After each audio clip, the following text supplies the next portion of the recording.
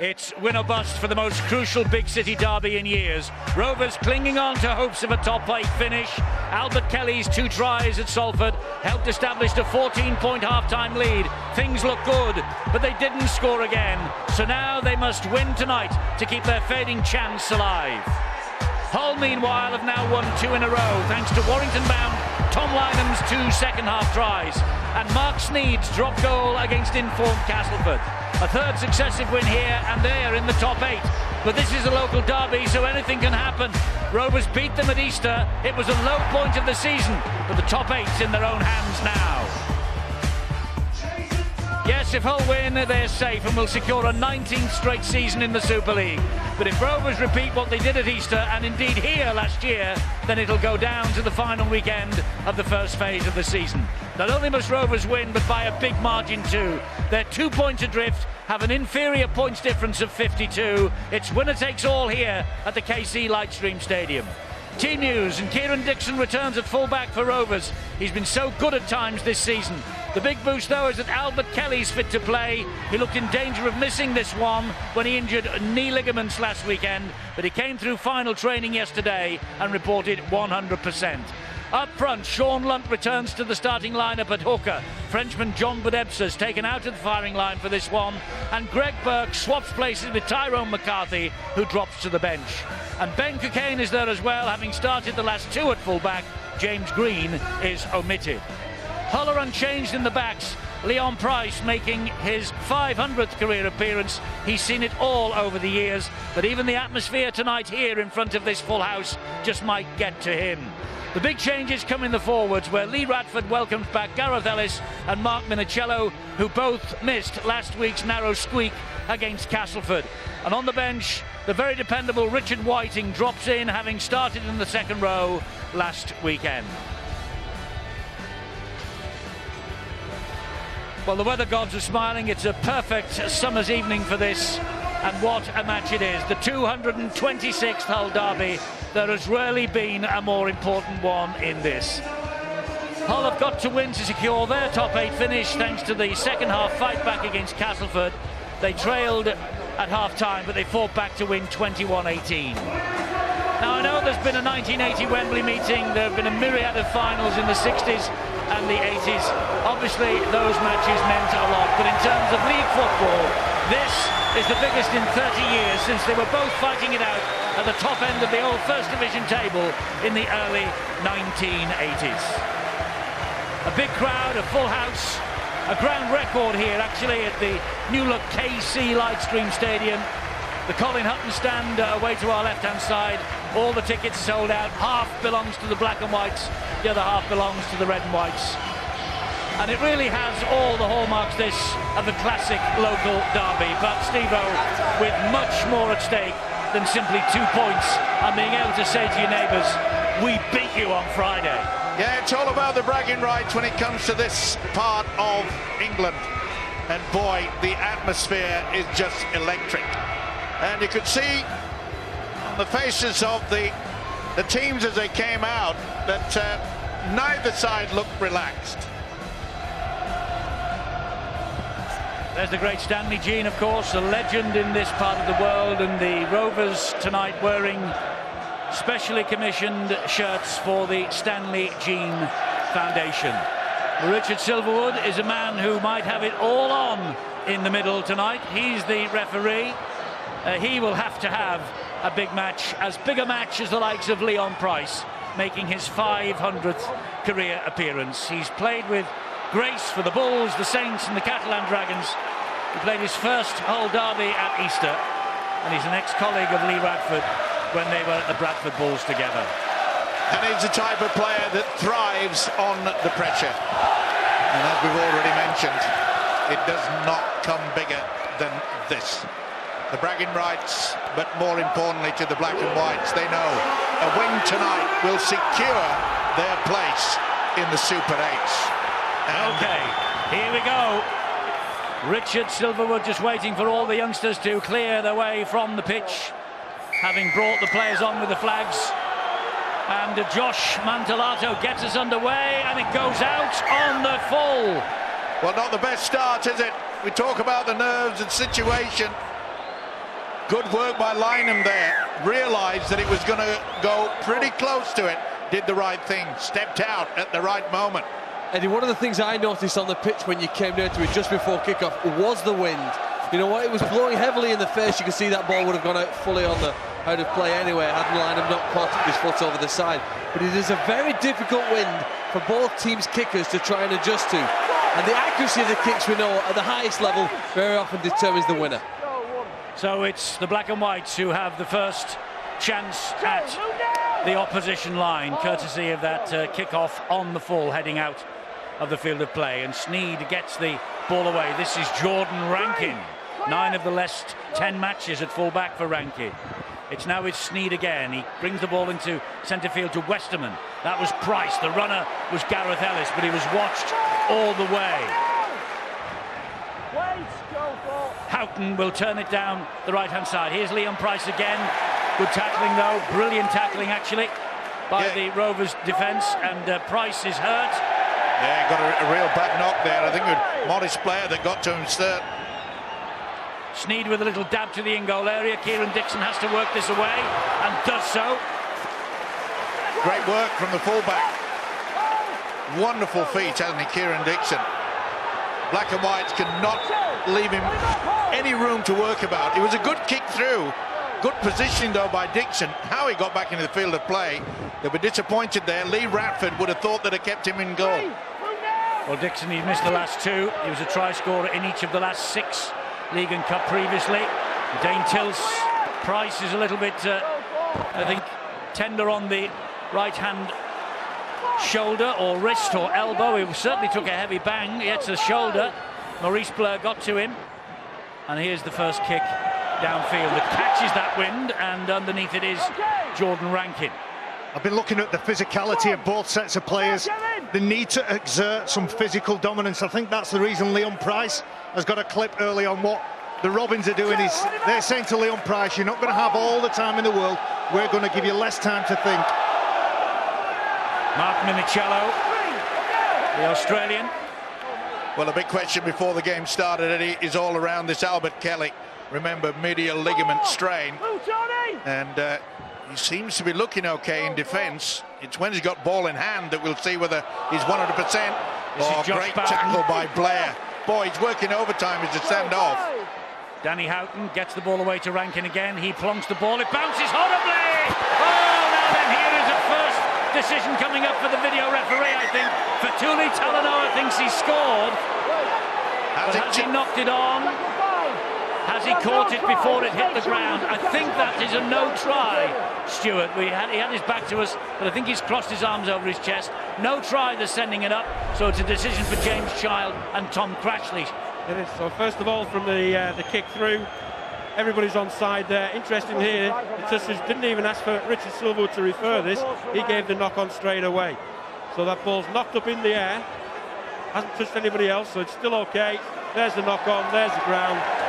No try, 20-metre restart. And that's the call the Tussers came up with right at the start of that process.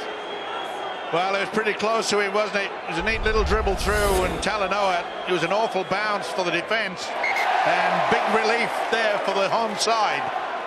Interesting, Stuart, that the touch judge sent it via the referee as a knock-on, and yet the referee chose to send it up for clarification from the video referees. Yeah, that's his choice. He's the ultimate decision maker. If he, perhaps with the what's at stake on this game, perhaps he wants to get the result right. Well, better to be safe than sorry, Steve. Well, yeah, that's what I'm saying. Yeah, of course. It's my motto. So Rovers, they'll be breathing a little sigh of relief. Dane Tills. Wigan leading 4-0 against Widnes at the DW Stadium. Remember, if Widnes lose and Salford lose, they are confined tonight to the middle eights. Hull win here and we'll know what the Super 8s will be.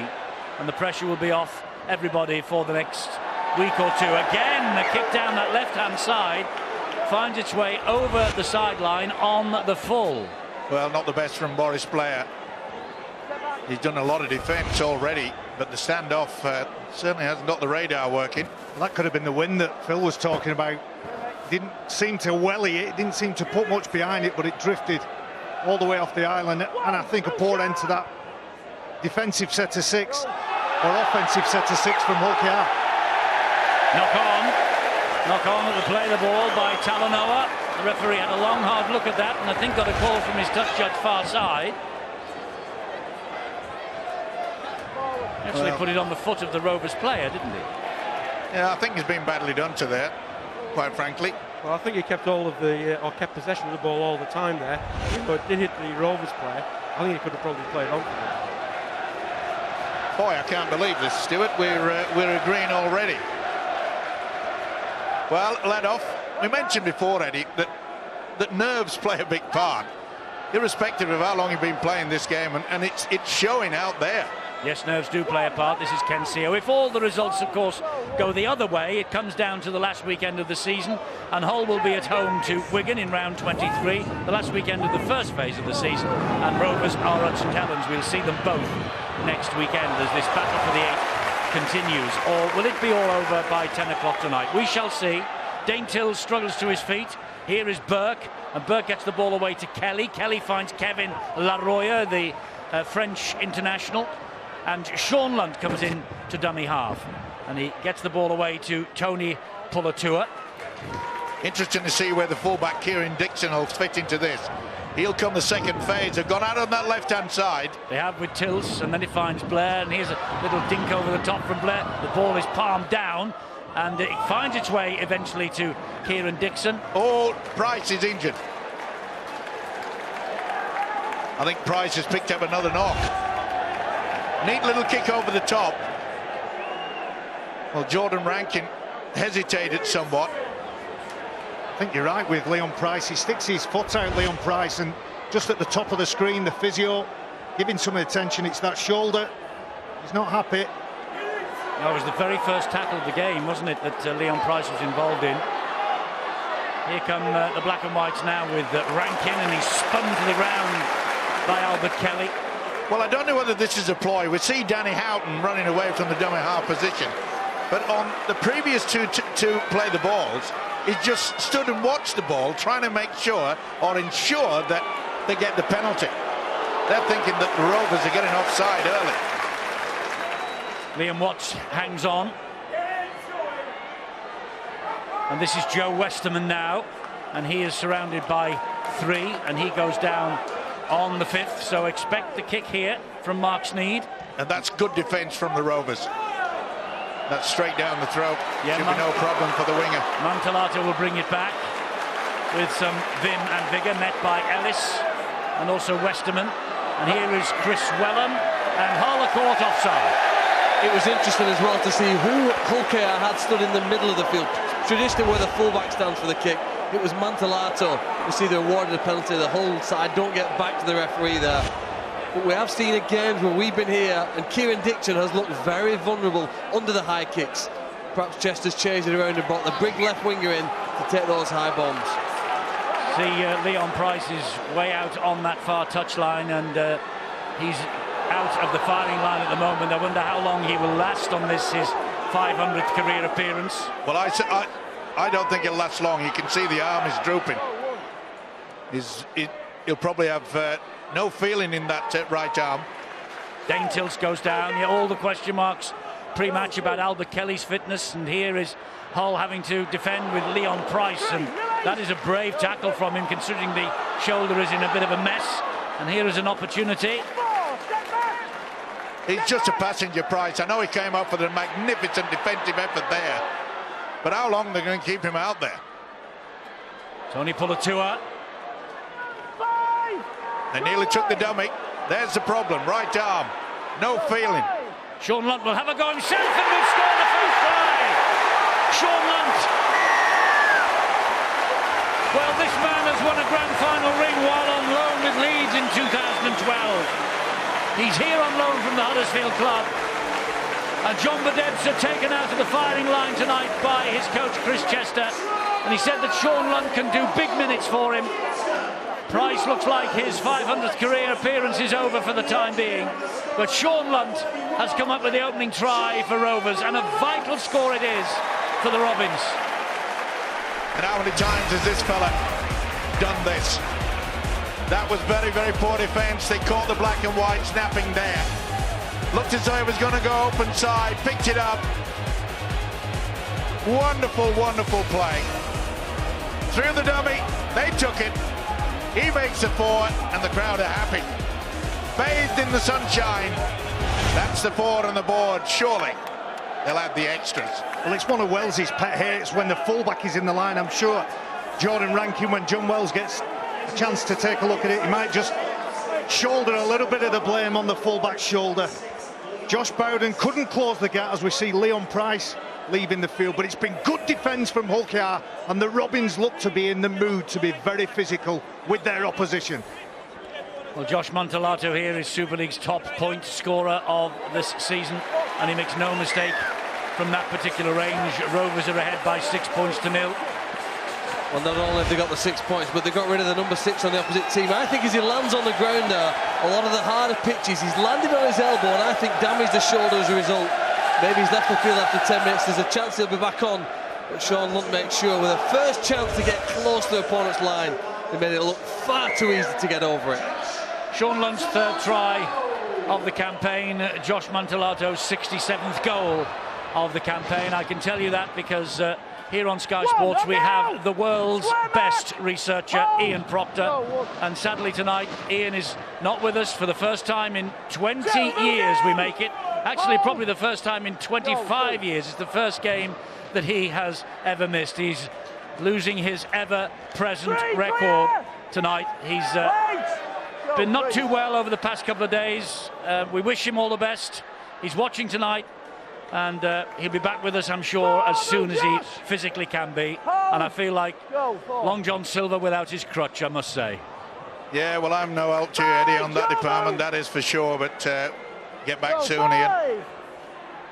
Maurice Blair with the kick. Angled, and it stands up, and then it goes away from Steve Michaels. The Widnes are ahead against Wigan.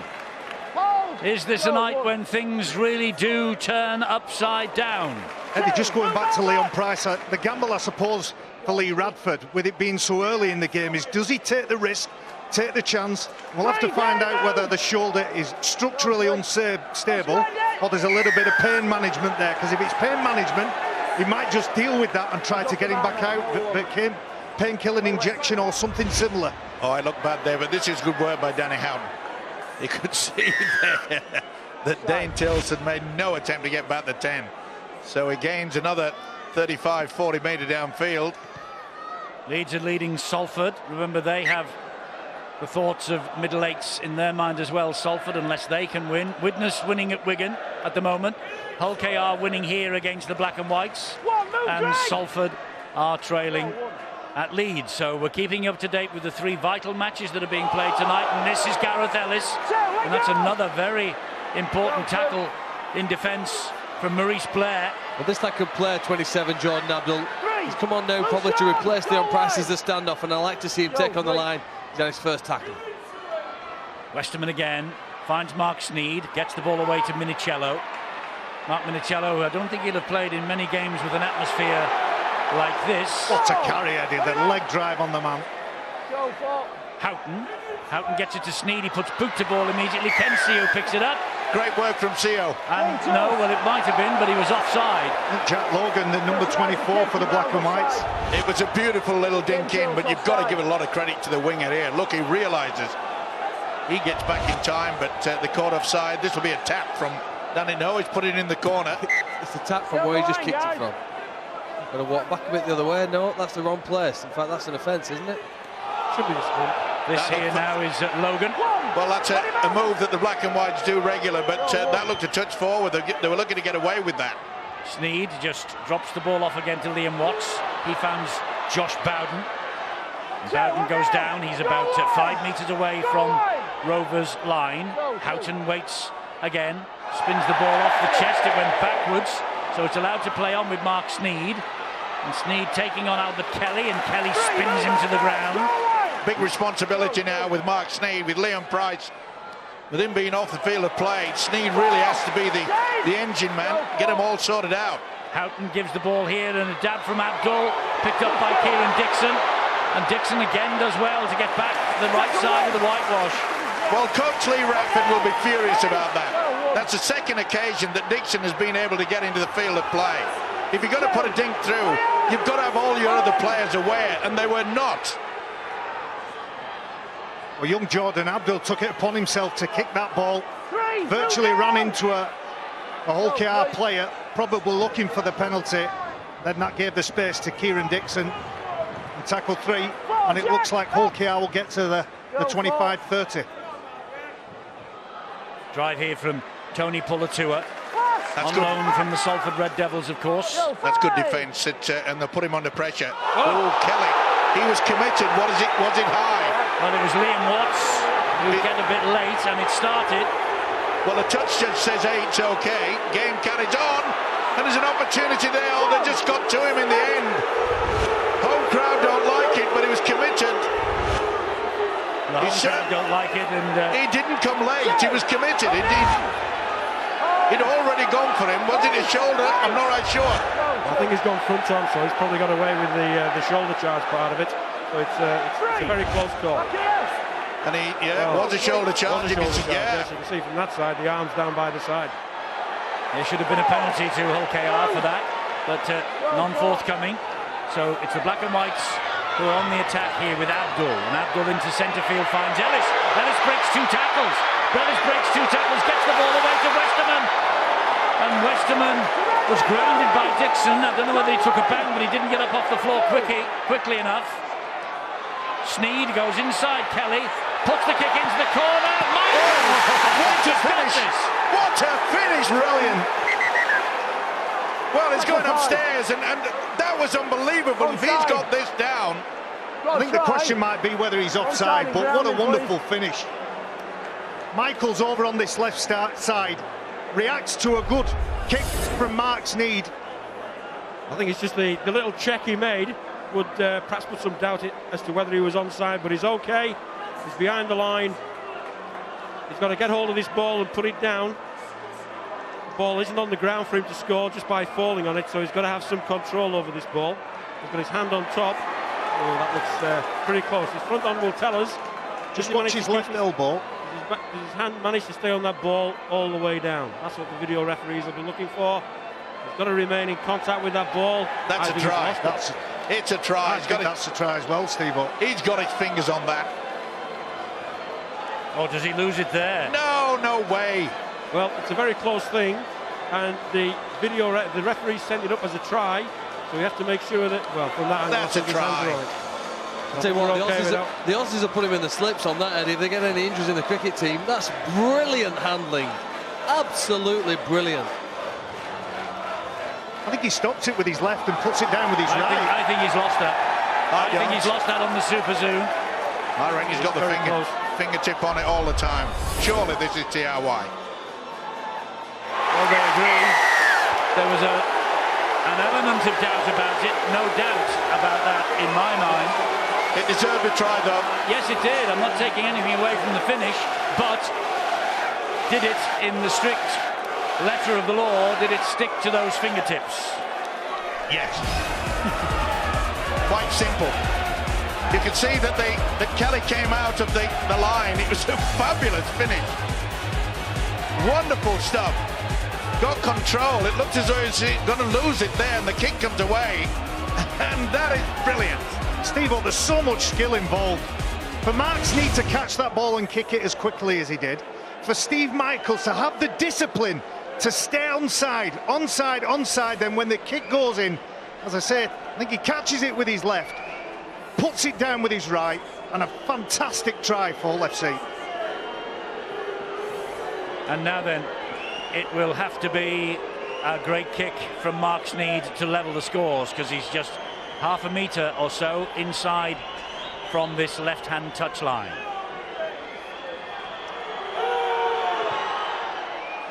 And Sneed has pulled it in front of the posts. But the most important thing for the Black and Whites is they're on the board. It's 6-4. Yeah, controversial try. Should this have been a penalty? He's committed. It's a shoulder charge. Yes, it should have been. At full speed, the touch judge didn't pick it up.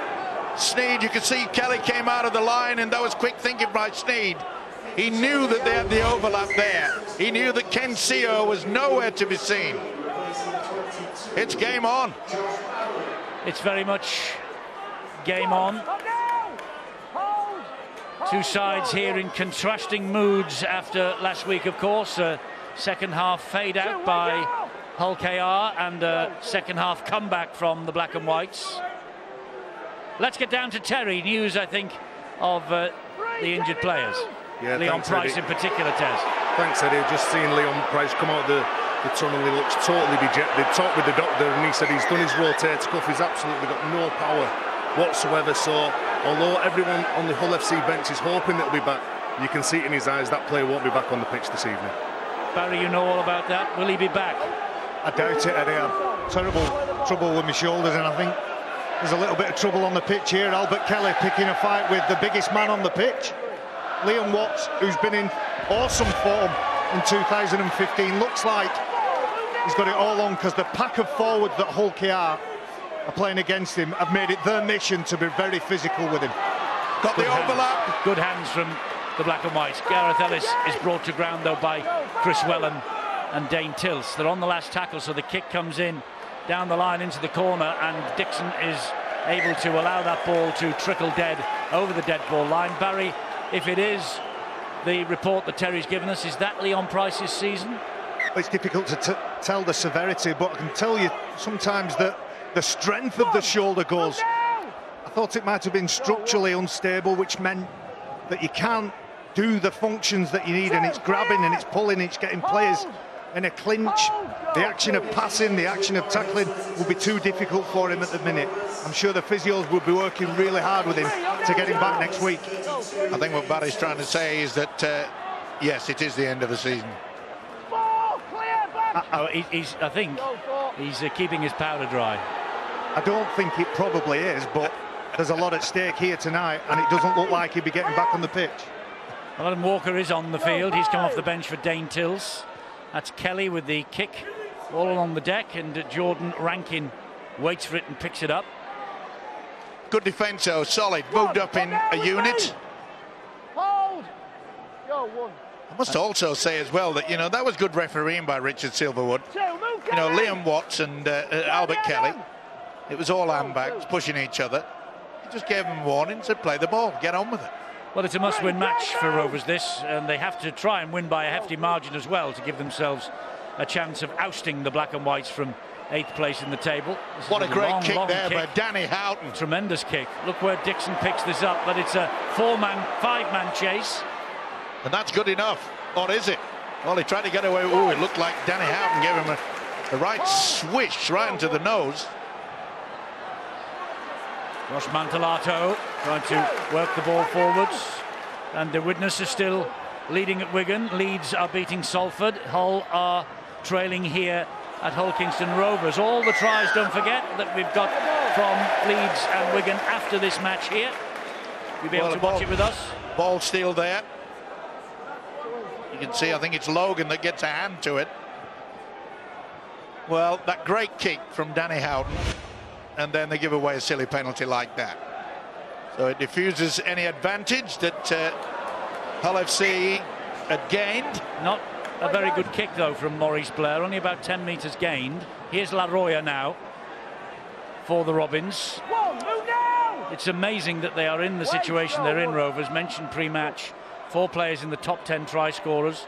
Mantellato heading the points chart. You must wonder why they're fighting to avoid the middle eights. I just wonder how much of a distraction this run to the Challenge Cup semi-finals is on them. They've not been to Wembley, of course, since '86.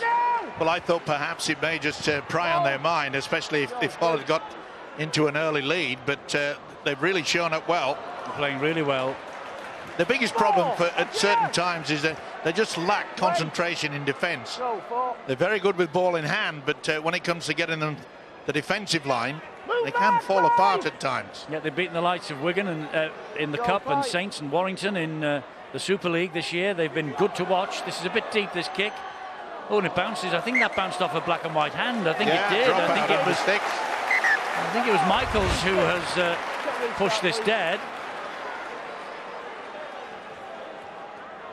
Maybe not. Certainly the last touch has come off Michaels. Is it knocked on before that? I think CO gets a hand to this. Yeah. Well, it's difficult to tell. I think they'll probably stay with the on-field decision, which is a goal line dropout. They're allowed a couple of looks. I think there'll be a tap.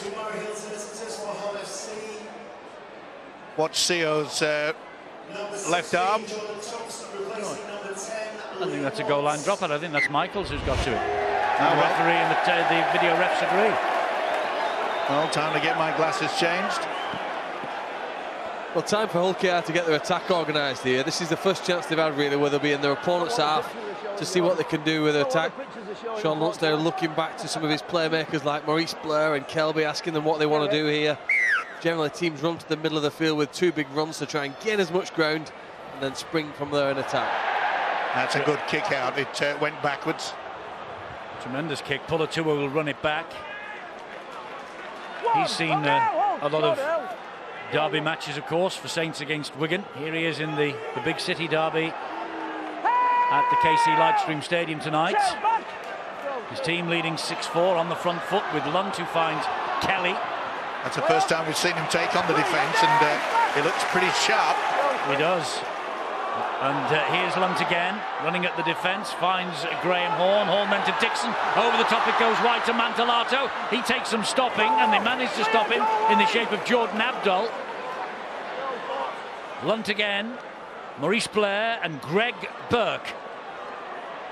And Burke just planting the feet on the floor, walking towards the line. Will Lunt go on a solo again? No, he thought about it. He's found Blair instead, and Blair gets to within an inch or two of the line, and that's the turnover. It was on the last that they elected to run it. That's great defence. Hull FC under pressure. They were outnumbered on their right. Hull KR's left edge. How Hull KR didn't score was all down to the effort from the black and whites. Tom Lynham is the man who played the ball there to Danny Houghton. And you can Here's see Jordan that Thompson. that's great defence, and it's difficult for Hull FC to get it anywhere near the halfway line. This is real pressure defence. This will be pleasing, Chris Chester. Move now! Hold! Go, 3. Houghton gets the ball away. Good hands, and more good hands on show from Hull FC. This is Mark Sneed. He's got support with him from Michaels. Forward pass though. Forward pass to Michaels. It'll be brought back. Yeah, he just hesitated. Just hesitated. Should have got rid of it as soon as he made that half break. He should have just banked it, Steve. He'd made the break. They got away from the bottom third of the pitch. The first 2 or 3 tackles, they really struggled. They bust him on the edge. And Mark Sneed, I'm sure if he rewound that and had a chance to play it again, he'd just bank it, take the tackle, play the ball and get on with the next couple of tackles. Very sunny night. Yes, it's setting, the sun, but not quick enough for the people over on the far side. They're shielding their eyes from the bright sunlight. And you may remember that the Black and Whites lost to Rovers over Easter at home. That was their darkest hour of the season, but they got revenge in the Magic meeting in May, 40-26. They lost 20 points to 6 to Rovers at the KC Stadium. They're trailing here 6 points to 4. Dixon looking for something, but he couldn't get away from Abdul. This now is Adam Walker again. Walker hits the ground on tackle number 3. Will they kick early, or will they wait till the last? Pulatua takes it to the line, finds Kelly. Kelly then spreads it to Liam Salter. Just came a little bit too early, Salter there. Yeah, the dummy runners through. He came a bit early. Kensio waits, finds Kelly. Kelly then drops the pass off to Kevin Laroya again. I get the impression this will be a high bomb. Clear now! Hold! Go, 5! And it's with Kelly. Up it goes off that heavily bandaged right leg. Oh, well claimed. Well claimed and found back to Mantellato! And Mantellato will score the second Rovers try. That was brilliant. That was brilliant from Welham. He chased the high kick from Albert Kelly. He hit the ground and released the ball. And Mantellato was the man who was quickest to react. And he came up with his 14th try of the season, and he's increased and stretched the Rovers' advantage. Watch how this ball wobbles in the air. It is wobbling all over the place. And what a take from Welham. He took a gamble. As soon as he was falling to the ground, he flicked it back. And Mantellato has made a real name for himself here. But look at Wellham. He knew he was under pressure. Should have been stopped there by Talanoa. And he makes it as close as he can to the post to ensure that the conversion will surely be added to the scoreline. What a tremendous kick by Albert Kelly. Well, 2 tries and 2 goals against Hull at the Magic weekend. 4 from 4 in the Easter win at the KC Stadium for this fellow. And right now he's on a try and a goal and this kick to come. And this for a 12-4 advantage for the Robins of Hull Kingston Rovers.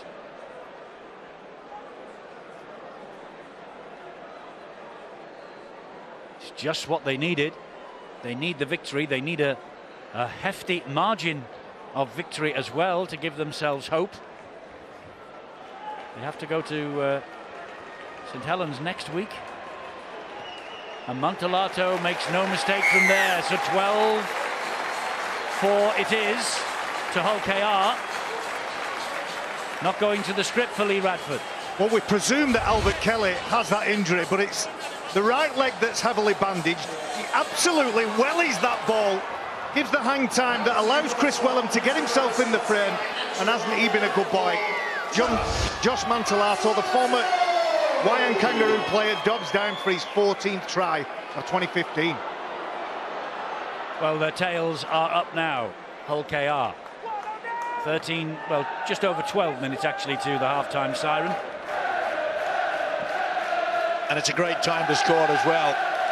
You know, it looks as though slowly but surely Hull FC were getting back into the swing of things. Remember Michael's try right on the left-hand side, but what a towering kick from Albert Kelly. Laroya has a scamper from dummy half and he finds the man with a big hole up the middle. That's Walker. He gets it away to Lunt. Beautiful pass from Lunt back in the inside to Albert Kelly. He's rolled to the ground by Jordan Rankin. Rankin is delaying and delaying this play the ball. Referee Richard Silverwood's patience holds. Maurice Blair now. Here is Kieran Dixon. And Lunt from 10 metres out then gives the pass to Kelly. He dabs it to the in-goal area and it's a little bit too strong, I'm afraid. Yeah, he tried to get a penalty, run into the player after he realised it was a little bit too strong, but what about the big prop forward back on the inside? Lunt knew that he didn't have the legs. A couple of great passes from Sean Lunt, one from dummy half. He followed up, supported the play and a nice little flick pass. Ominous signs now for Hull KR, who are playing the game at such a fast pace. And Houghton gets the ball to Thompson in centre field. 5th in a row off the bench for Jordan Thompson. Houghton waits. Here is Mark Sneed. Thought about the kick, instead gave it to Mark Minicello. 3 times he played for Italy, as did Josh Mantellato on the other side in the 2013 World Cup. Rankin wide and forward to Lynham, surely. Oh, it's not been given by referee or touch judge. He'll give this. There's nothing not to give it for. He can't hand it upstairs for a possible forward pass. And Tom Lynham has come up with his 18th try of the season. He got 2 last week against Castleford. I must say, from this height and this angle, it looked as though the last pass to drift forward to him. Well, it was good, solid work. Sneed put him through. And then the long pass out wide. And you've got to say that the winger, he was full of glory with scoring the try. Well, we get back to that old word, I think momentum. It's a great pass from the fullback, who's in good form at the moment. Every team needs a player at the back who creating this extra man. You see, he gets the ball off Abdul here, and then he has to throw a long pass. It has to be perfect to invite Lynham into that space, and that's a really good comeback. I mean, conceded a try from a kick. They've shown the skill here now to score with a passing play. And it doesn't look like it comes out of the hands forwards, more sideways where it comes out. It gains a bit of Steve Oh's momentum on the way through, so I think that's okay. Well, it is okay. It's already on the scoreboard.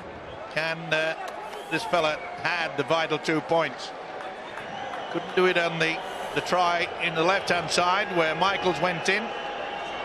But I suppose in many ways Chris Cheshire will be a little bit concerned that Josh Mantellato didn't move out in defence, was caught out wide. Lynham at the break. Sneed with the left foot. And he finds the mark this time, and Hull back in it once again. It's 12-10 to Hull KR. Well, it's a quality player from Hull FC, who go from the scrum line on their left all the way over to the right edge. That pass is a beauty. Question mark or not, the execution of it, to put it into the path of Tom Lynham, and all he has to do is dab it down. Second on the Super League try chart, Tom Lynham. Warrington bound 2016. The league leaders are consolidating their place at the top of the table. 24-0. They lead Salford, who are going to be confirmed in the middle eights tonight. And I think the challenge, Eddie, for Hull, not just in this game, but in the next stage of the season, probably the Super 8s for the Black and Whites, is to get the ball into the hands of Tom Lynham as often as possible. He has got that ability to score tries from almost impossible opportunities. Giving him the chances more often will certainly help him increase that try-scoring challenge. Well, Talanoa is a handful to try and pull down, and Rovers had a little bit of a problem then, but eventually they got to him. Here is Mark Sneed. That's a good pass from him. Oof. He wasn't going to get past Ken Seo, was he? And that was Jack Logan, the teenager. The Rovers' defence is a little bit tired. They're not moving up as quickly as they did in the first quarter of this game. Witness a 10-4 up at Wigan. Sneed with a high kick. Dixon's after this. Mantellato takes control. Good job he did as well. There was a collision and catastrophe waiting there. Well, Phil Clark made it quite clear that that's obviously the coach saying to Mantellato, we know that Dixon's not the tallest player. Mantellato is, and on the second occasion he's done that. And it looked like Mantellato had given a nice clear call, dominant call, said I'm going to have it.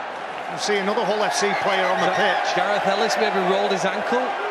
He was just running back to get in the defensive line, and all of a sudden tumble over and hit the ground. Yeah. Well, he doesn't go down and stay down for nothing, Gareth Ellis. No player in Super League does. But immediately the hand went up, and this looks serious. He knows as well. We've also seen a player, was it Shannon McDonald who did an Achilles like that not long ago? That's another injury I've had as well.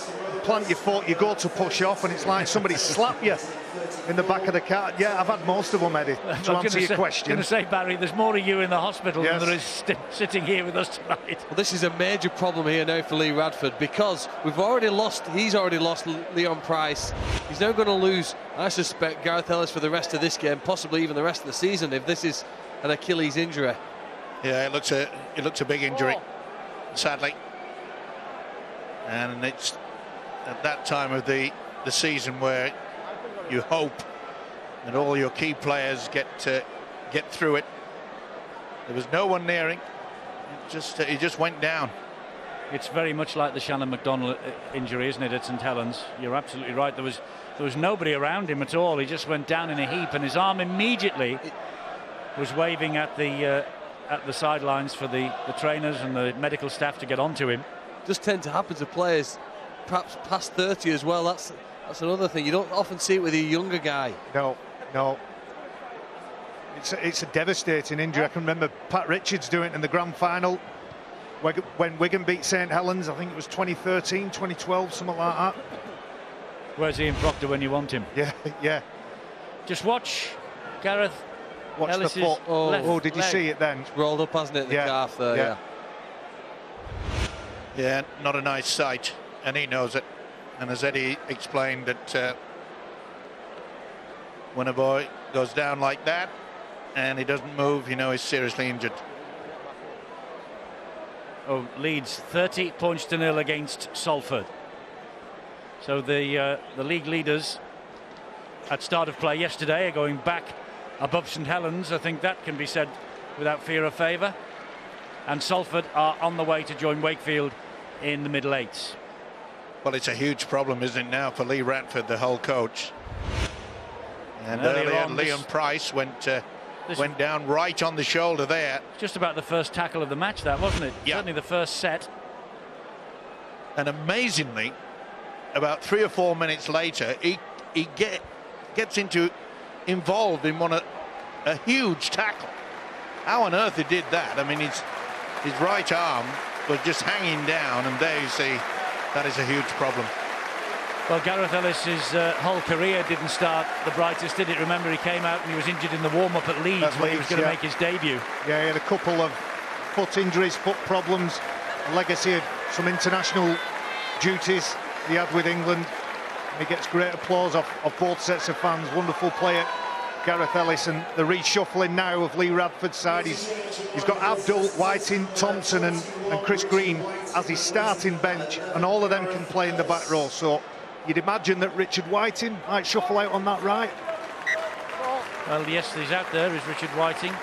Well, it's one thing getting injured, but it's even more frustrating when the fact that, you know, you get injured in the warm-up and then you get injured when there's no one close to you. Oh, that's a charge down by Whiting. It's a charge down by Whiting, and the ball will stay in the field of play, but they couldn't capitalise on it. Abdul went for it, tried to hack it forward. Mantellato got to it as the ball was spinning on the deck. Great work by Mantellato, the winger. He realised it was going to ricochet, and he got back there as quickly as possible. Good job as well. Not just the injuries for Lee Radford and the Black and Whites now, but also the fact they've lost 2 players. So the way that he works his interchanges, he's only got 15 men in total. You would imagine neither the injured players will be back tonight, so it's a big problem for Lee Radford. Yeah, they've got to share this victory. They've got to share the workload. And the Black and Whites, and they know it as well. That's where the kicking game has got to come into it. 10 apiece at Wigan. We've got to try to alleviate too much work by the players out on the field of play, and that's where the kick and chase is the best option. Oh, that's great defence. 6 minutes to the half-time siren, and Talanoa is the dummy half. He gives it to Richard Whiting, on for the injured Gareth Ellis. So 2 big-name, big-star players have had to leave the field for Hull FC. We won't be seeing either of them back tonight, you would imagine. Can they conjure up the win that would take them in to the Super 8s? Well, or can Hull Kingston Rovers keep their early phase season alive? They've got to dig deep, and they know it. But this Hull FC side, it looks as though they come in on this left-hand side. That's on the defence on Rovers, that is. They're creating a few problems there. Oh, that's a high kick from Abdul. Oh, it's going to bounce. You can't allow it to do that. They got away with it. Well, you're all right with Mantellato's there, as it happens. But they're trying to tease the fullback and the Kieran Dixon to come for those kicks. He sat back, waited patiently. He thought he'd stay out to that one, and it was a favourable bounce for his winger again, Mantellato. And there's a big problem for Chris Green as well. He's picked up a little bit of a knock. He's going back into the defensive line. He was limping. All square at Wigan, half-time. A battle going on there, a battle going on here. There's a few head-high shots going out there, not noticed.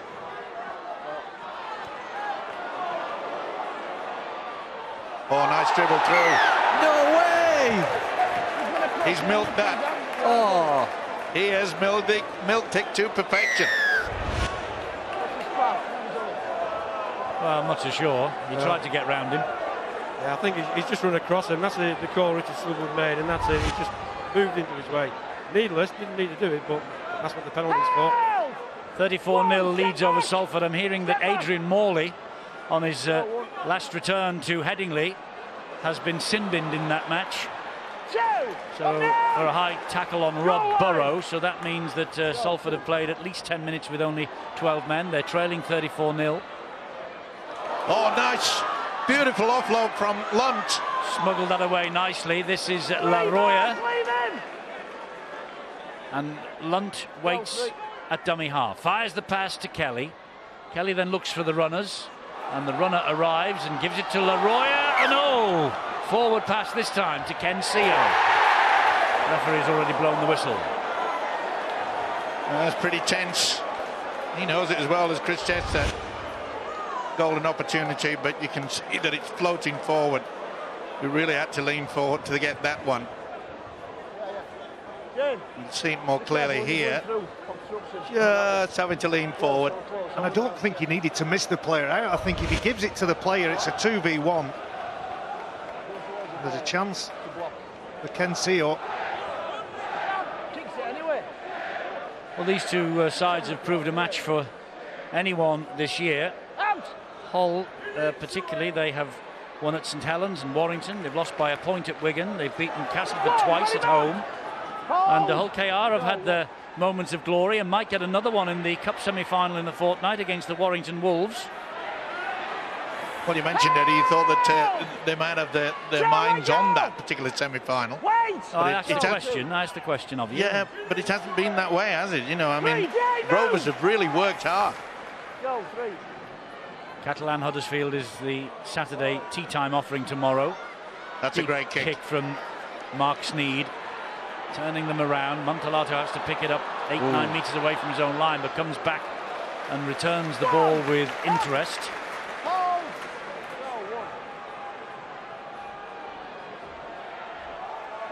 Lost the ball. They've lost the ball. This is a free play. Steve Michaels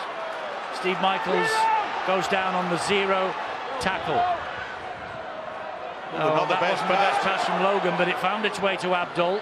And here now is Jordan Rankin, who goes for the gap. And Graham Horn managed to bring him to ground. It could do them some confidence going into half-time if they managed to get some points here, the black and white had it. Another wayward pass, but Jordan Thompson picks it up, and he gets away from the tackle of Walker. And in the end, he's taken out by Albert Kelly. Here is Westerman. Westerman then to Abdul. Good ball from him to Rankin. Rankin on the should have been bounce. try time. It's behind Lynham. It still might be try time. Lynham, what a try! Excellent try. His second try of the match for Tom Lynham.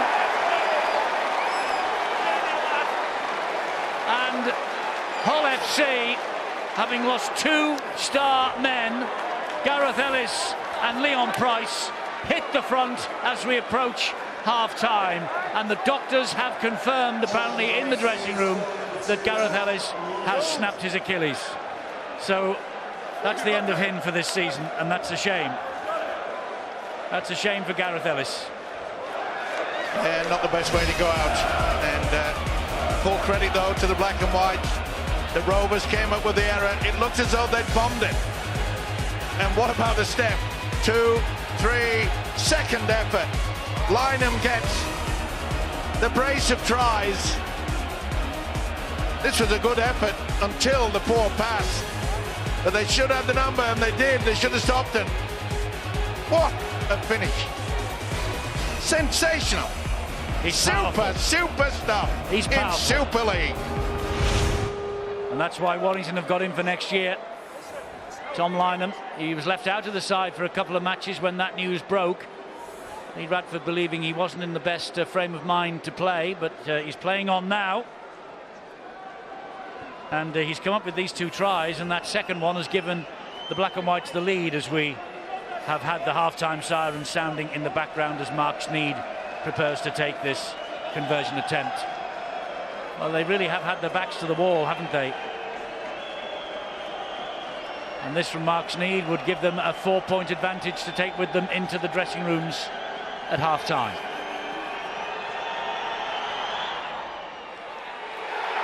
And he kicks it. So they take a 4-point lead with them. Lynham with 2 tries, Michaels with 1 try, 16 points courtesy of a couple of Sneed conversions. Lunt and Montalato's try, and Montalato with 2 goals. 16-12 though to the black and whites in the big city derby.